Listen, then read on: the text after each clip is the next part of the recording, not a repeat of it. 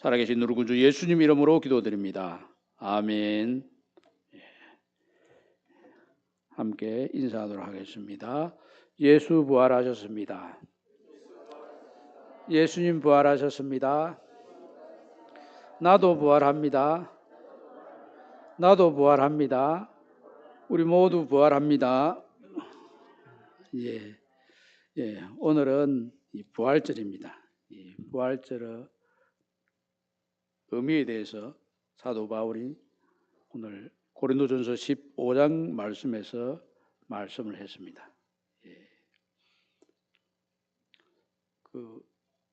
제하고 친한 어릴 때부터 친구가 저한테 묻기를 예수님 진짜 부활했나? 네가 진짜라고 하면 나도 진짜라고 믿겠다 이렇게 하더라고요. 그래서 그래 내가 만약에 예수님 부활을 안 믿고 목사 노릇을 하면 그 목사가 되겠나? 그럼 내가 목사가 아니고 사기꾼 아니야 사기꾼.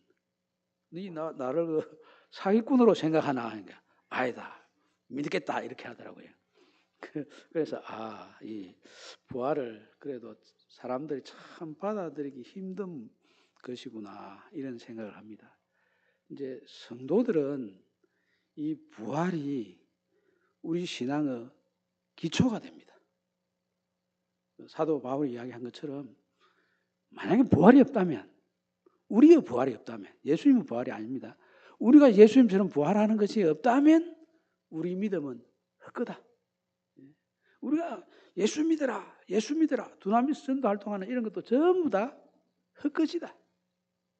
그리고 말하고 다니는 그 말들은 전부 속이는 말이 될 수밖에 없지 않느냐. 우리 예수님의 부활이 우리의 부활 때문에 있는 것이고 우리의 부활이 확정되지 않는다면 우리 믿음은 헛된 것이다 이렇게 이야기했습니다.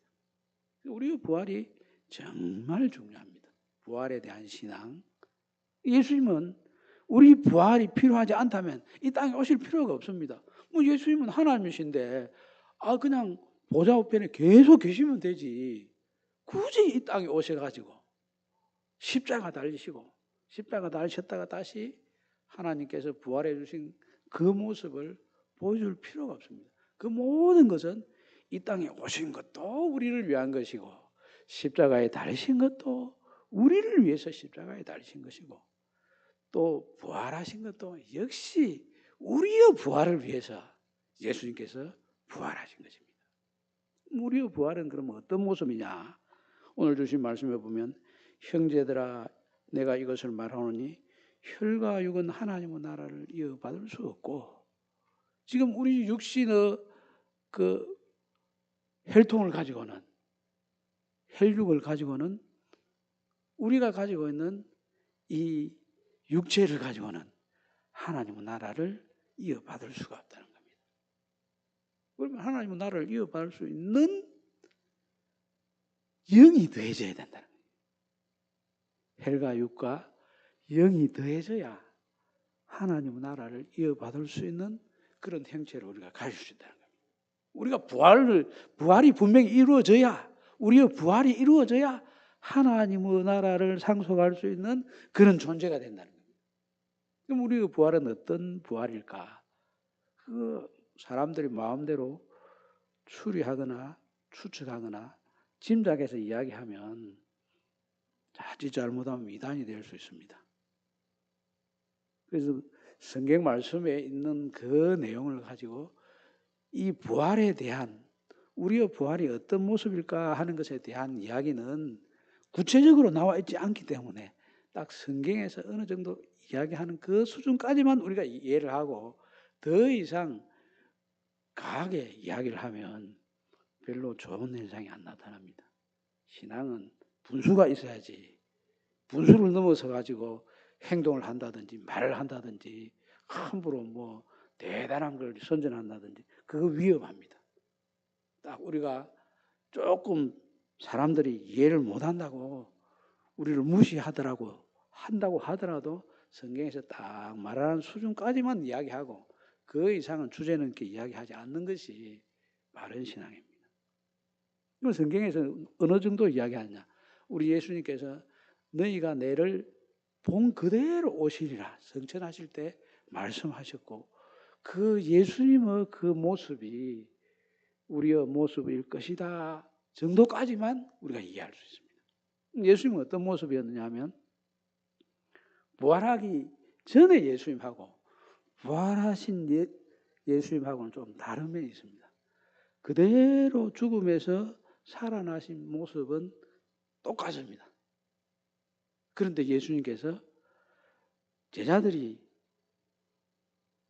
그 원수들이 들어와가지고 방 안에 딱 모여가지고 문을 잠가두고 아무도 들어오지 못하게, 자기들이 문을 열어주지 않으면 아무도 들어올 수 없도록 그렇게 만들어 놓았는데, 예수님께서 거기를 쑥 들어오셨습니다.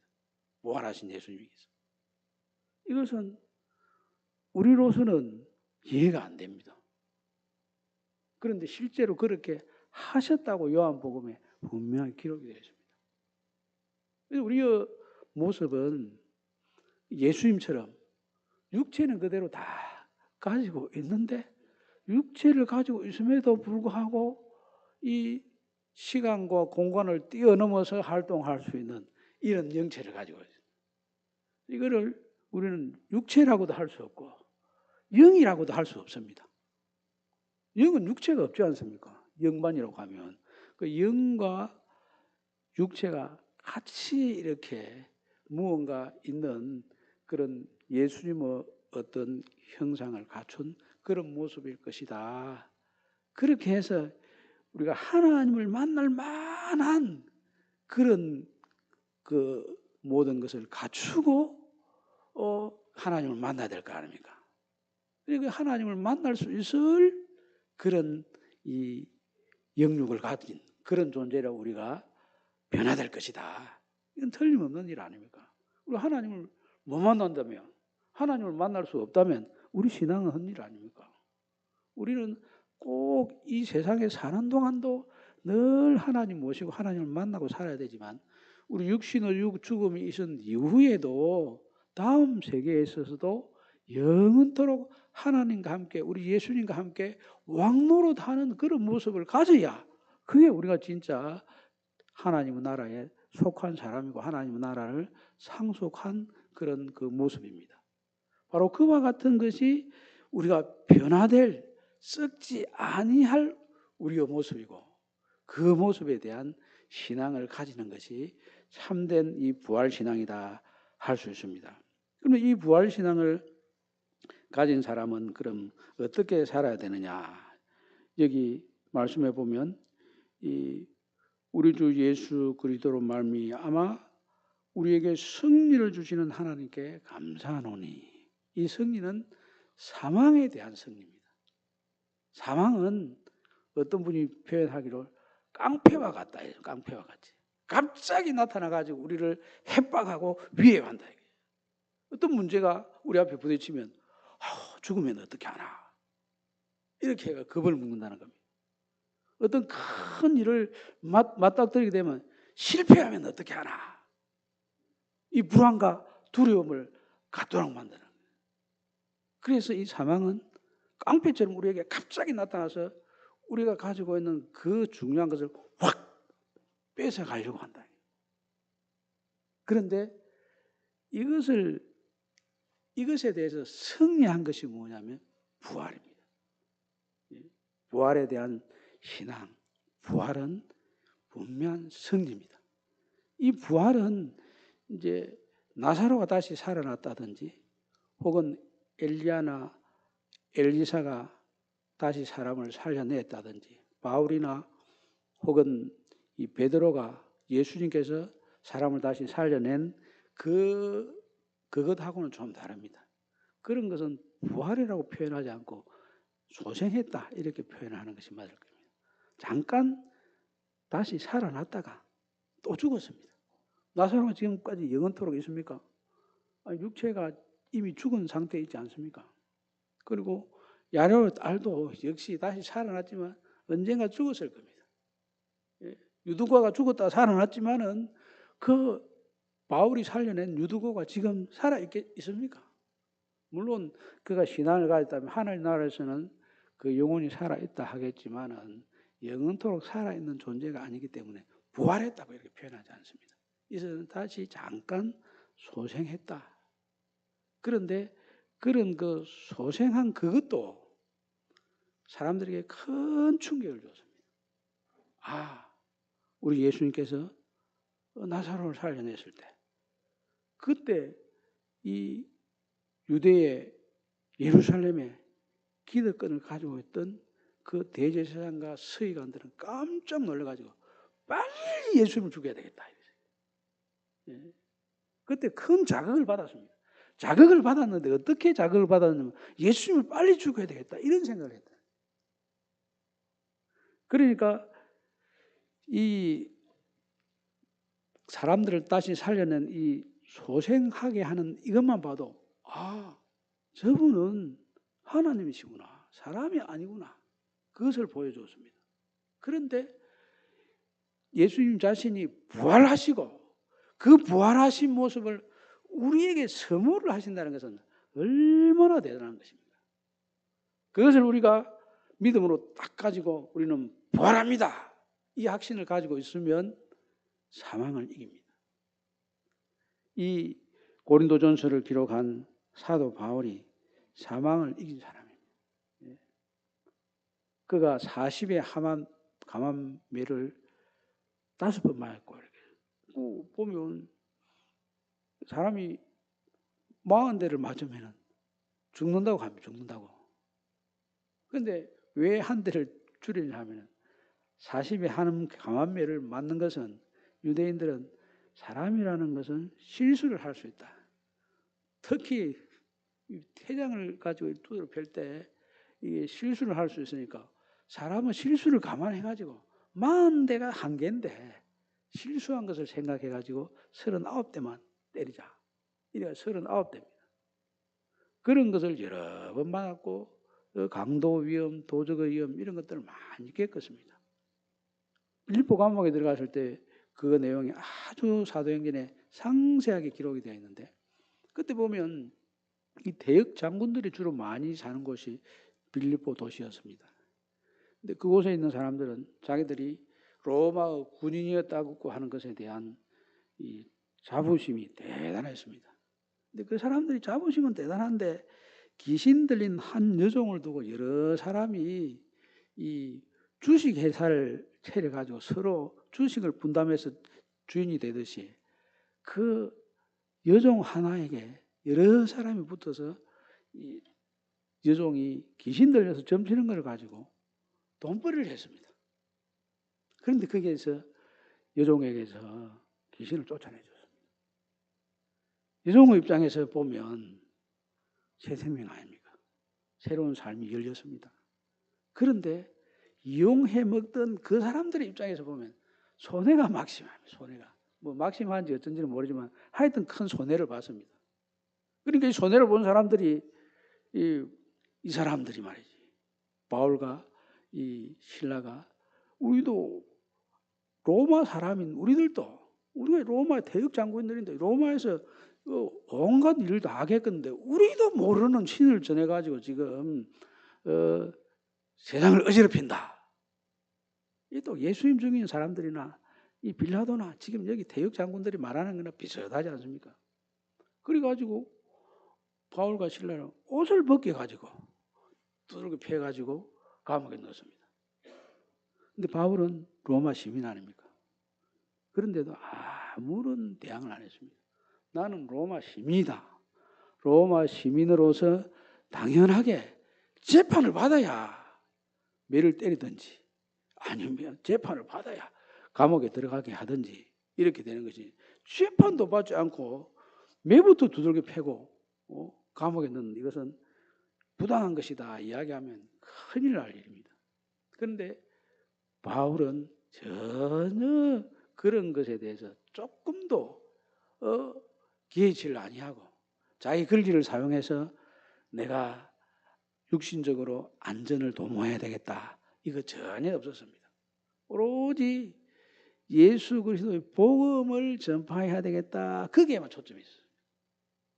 그래서 그냥 두들겨 맞고 옥에 들어갔습니다. 그 뭐 예수 그리스도 전하는데 옥에 들어간다고 못 들어가고 밖에 있다고 잘 전하고 그건 아닙니다.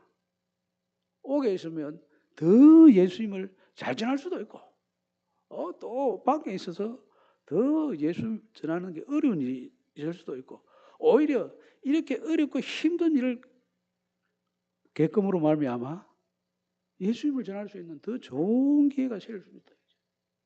그래서 억울한 일을 당했지만 그 억울한 일에 대해서는 전혀 변명을 하지 아니하고 옥에 들어갔습니다. 그리고 거기서 태연하게 기도하고 찬송하고 그렇게 했습니다. 그게 어디서 옵니까? 부활하신 예수님을 만났기 때문에 예수님께서 부활하신 그 능력으로 자신들과 함께 하시는 것에 대해서 확신을 가지고 있었기 때문에 그렇습니다. 예수님의 부활을 경험하고 그 부활하신 예수님을 만난 것이 얼마나 중요했냐면 사도 바울의 모든 메시지는 부활하신 예수님을 만난 거기에서부터 다 출발한다. 이렇게 이야기했습니다. 학자가 이야기한 거지만은 저도 거기에 수긍을 합니다. 아마 대부분의 성도들이 사도 바울의 그 서신서나 옥중 서신을 보면 거기에 아멘 할 겁니다.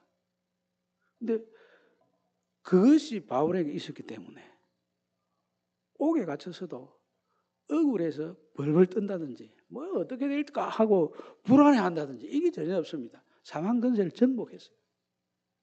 사망에 대한 근심이 전혀 없습니다.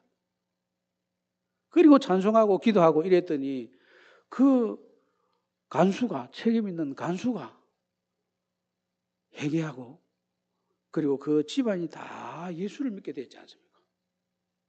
이것으로 바울은 참 자기가 할 수 있는 일을 정말 하나님의 뜻대로 했다고 생각했습니다.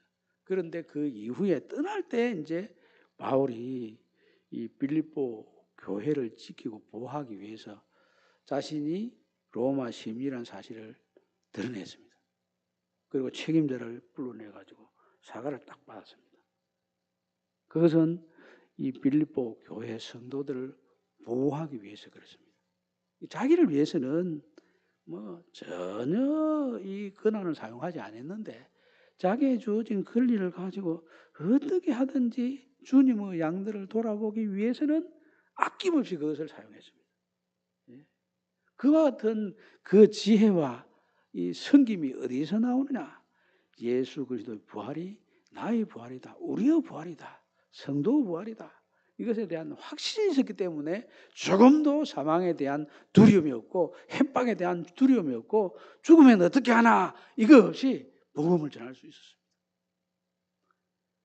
그리고 여기 주신 말씀에 보면 하나님께 감사했다 이렇게 했는데 사실 죽음을 정복한 사람이 죽음의 위에 앞에서 하나님께 감사할 수 있습니다. 다니엘도 보면 그렇지 않습니까? 기도하는 사람은 사자굴에 던져 죽인다. 이게 법령으로 나타났습니다.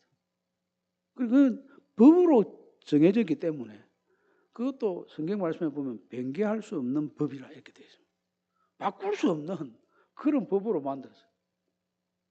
그 참 악한 사탄 마귀가 철저하기는 철저합니다. 그냥 법이다 이러면 바꿀 수 있는 법이다 바꿔가지고 왕이 마음대로 할 수 있으니까 왕이라도 어찌할 수 없도록 하기 위해서 바꿀 수 없는 변개할 수 없는 법을 딱 만들어가지고 이 다니엘을 사자굴에 던지기로 작정을 했습니다. 그 사람들이 작정한 대로 다 됐습니다.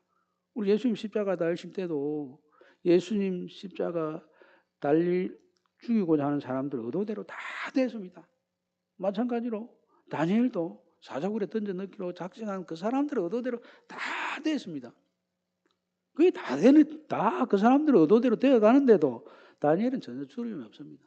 아이고 뭐 오히려 하루에 3번 그 성전을 향해서 창문을 열고 기도하면서 그 하나님께 감사하였더라. 야, 기가 막힌 이야기 아닙니까? 어떻게 그 죽음 앞에서 감사할 수 있습니까? 그렇게 감사했는데도 잡혀가지고 사자굴에 던져집니다. 던져졌는데 하나님께서 그 사자들이 다 우리 이 다니엘의 이불이 되고 잠자리가 되고 베개가 되고 그렇게 하도록 해가지고 다 살려내셔가지고 그래서 사자굴에 던진 그 사람들이 다시 사자굴 밤이 되는 이런 일이 벌어졌습니다. 하나님 앞에 감사할 수 있는 이 힘이 바로 부활에 대한 확신, 살아계신 하나님께서 우리를 다시 살리신다.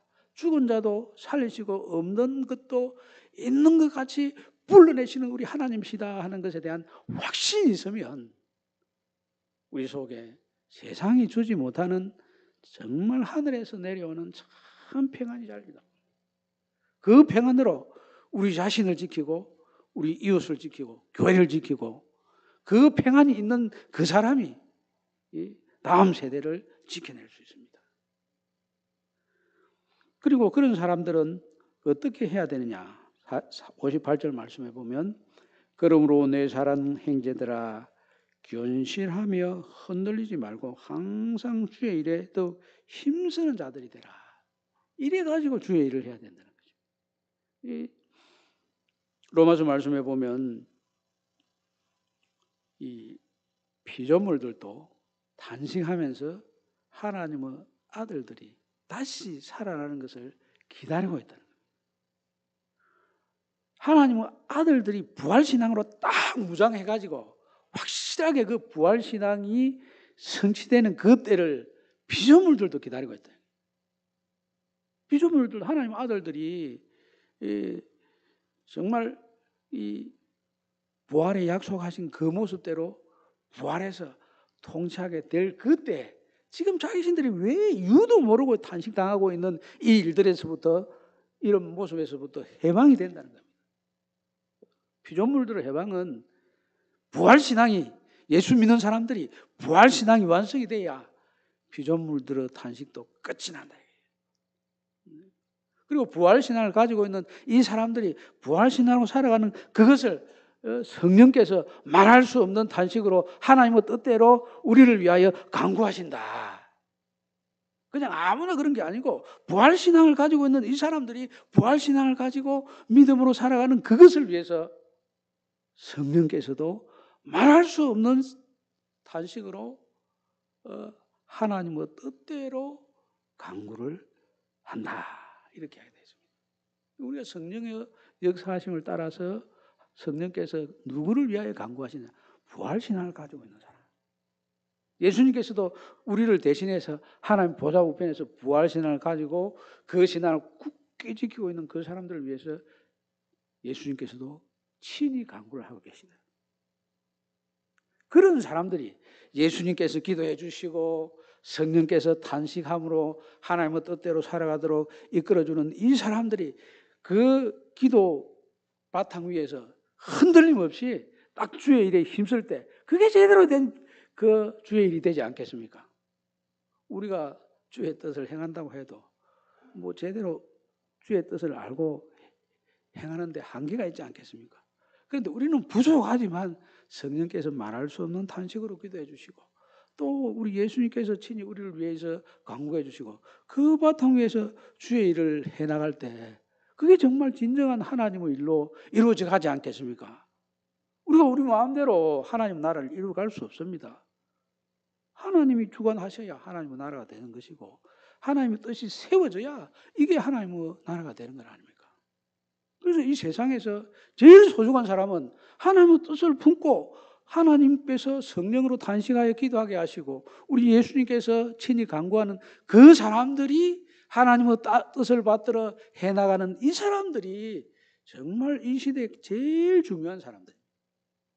만약에 우리가 그렇게 살아간다면 우리는 지금 우리 세대에서 가장 중요한 사람들입니다. 하나님께서 예수님을 통해서 기도를 들으시고 성령을 통해서 기도를 들으시는데 지금 그 옛날에 베드로 이야기도 하지 않습니까? 베드로가 예수님을 3번이나 부인했는데 예수님께서 친히 그 일을 위해서 사전에 기도를 했더니 베드로가 회복이 돼가지고 나중에 내 양을 치라 이렇게 할 때 내가 돌이킨 후에는 양들을 치라 할 때 그렇게 양을 치는 존재가 되었지 않습니까? 마찬가지로 우리도 성령께서 우리를 위해 기도해 주시고 그 뒷받침 아래 있는 우리들이 부활신앙을 가지고 나아갈 때 이 세상의 어떤 존재보다 소중합니다. 이렇게 살아가는 사람들을 통해서 하나님께서 생명이 솟게 되는 역사가 나타나게 하시고 하나님의 영광이 부활신앙을 가지고 있는 이 사람들을 통해서 선포되게 하시고 하나님 나라의 아름다운 덕이 부활신앙을 가지고 있는 이 사람들의 모든 활동을 통해서 드러나게 될 것입니다. 우리 성도들이 이 부활절을 맞이해서 이 부활신앙을 확실하게 다시 점검하여 예수님의 부활이 나의 부활이 되고 우리의 부활이 이와 같이 있을 것이므로 하는 것을 우리 마음에 깊이 온전히 새기고 그 부활의 소망 가운데 흔들림 없이 하나님은 나를 향하여 진구나무로